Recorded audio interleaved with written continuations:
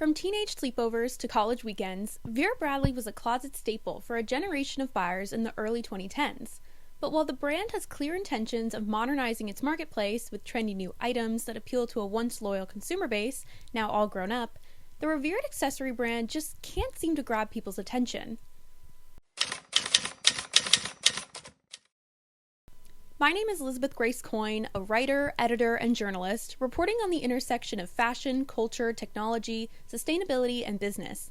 And in today's video, I'll be discussing how the brand Vera Bradley and its collection of quilted items adorned in flamboyant prints and half-drop patterns, and characterized by natural design elements such as bright colorways, abstract shapes, and floral detailing, has disappointed consumers with its attempt at the production of updated products and modernized brand identity.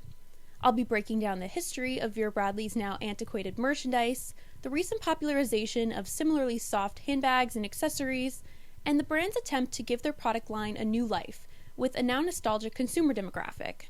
Additionally, I want to touch on the steps Vera Bradley has taken to try and appeal to modern buyers, and why their new business ventures aren't seeming to quite hit the mark in terms of what Gen Z and Gen Alpha consumers are looking for from the brand. To give a bit of background on the development of the brand and its ascension into the lives of hundreds of consumers during its quote-unquote heyday, I think it's essential to understand the origin of Vera Bradley's inception. According to information provided by Vera Bradley's webpage, the story of the brand began in March of 1982, when soon-to-be founders Patricia R. Miller and Barbara Bradley Backard noticed a lack of variety in the types of luggage travelers were hauling as they awaited a flight in the Atlanta airport. Specifically, the pair was struck by the absence of colorful, distinctive travel accessories carried by otherwise vibrantly dressed and stylishly chic young women.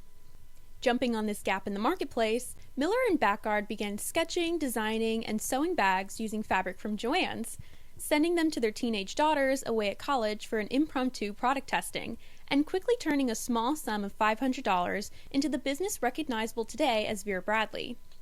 Named admiringly after Backard's mother, the company began to manufacture and market colorful, high-quality handbags, luggage, and accessories for women that would soon take on a life of their own, easily recognizable with a quick glance at one of the brand's signature patterns.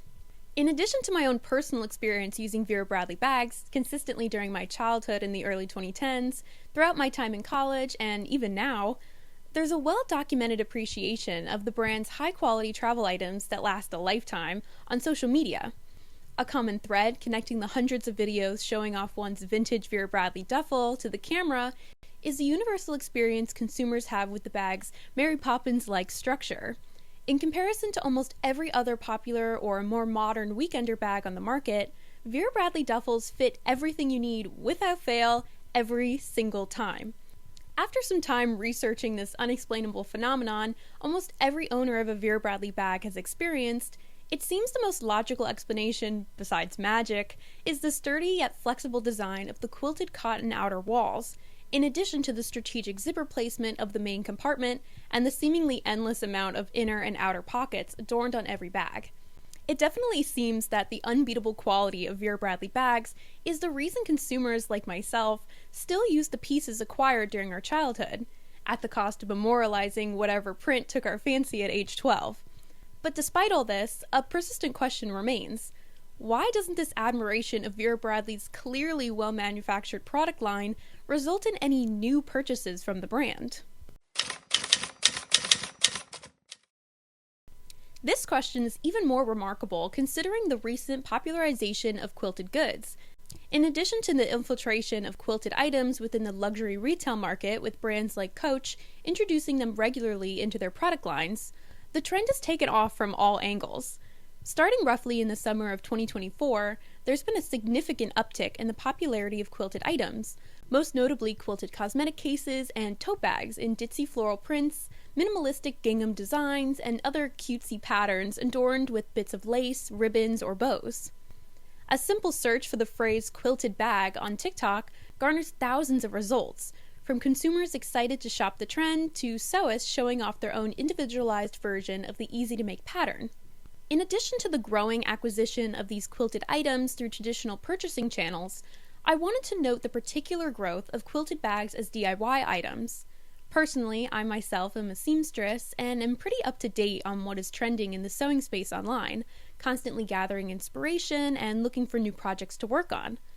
Because of this, I was able to see firsthand the influx of quilted items pushed by social media algorithms onto individuals like myself, making this accessory trend one that extends beyond consumerism boundaries and into the DIY space as well. I mention this only to emphasize that the market for merchandise like the selection Vera Bradley has to offer is there. Not only are consumers eager to buy quilted items for themselves, but these same individuals are even willing to make them if they can't find exactly what they're looking for.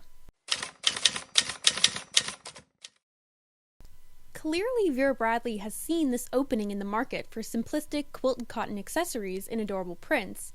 So what are they doing wrong? Based on my research, it seems that one critique of the brand tends to stand out amongst a wide range of consumers from different demographics. We miss the old prints. Part of the recent draw shoppers are having towards Vera Bradley has a lot to do with the recent hyperfixation on nostalgia. Seen with almost every age group and visually recognizable with the recycling of fashion trends roughly every 30 years, the nostalgic draw towards products, prints, and packaging reminiscent of those present within adolescence is almost guaranteed. Take, for example, the resurgence of grunge-inspired accessories, jelly-like footwear, and vibrant free-tech gaming devices gaining sudden popularity around 2014, all repeats of popular 90s fashion and entertainment trends making their way back to a nostalgic millennial age demographic. Modern consumers fond of the Vera Bradley brand are not only devoted to the physical accessories, but the memories made while using their items for the first time during childhood. To meet this demand, it suggested Vera Bradley issue a revival of some of their older patterns and prints, which may inspire consumers to revisit old favorites or choose a new pattern that appeals to the same fondness towards the brand's now vintage style. Additionally, if the brand wishes to manufacture new products within its line of merchandise, they must stop ignoring essential trends in colorways and silhouettes that would draw in even younger consumers, integrating pastel tones of pink, white, and blue, inspired by the fast-growing rise of the ballet cord trend, in addition to larger and more rounded bag silhouettes like those produced from popular accessory brand Baggu, would likely yield high sale results in comparison to the deep earth tones and structured silhouettes the brand currently has for sale. Now, I know I've spent several minutes discussing the pressure points Vera Bradley needs to relieve in order to capture the attention of an interested consumer base, but there are many things the brand has done well in an attempt to re-inspire their collection. One example of this is the recent infiltration of beaded handbags to the brand's arsenal. The bags, clearly inspired by the popularized Staud brand Tommy bag, are fully adorned in small seed and bugle beads, coming together to form a large-scale floral pattern in vibrant colorways.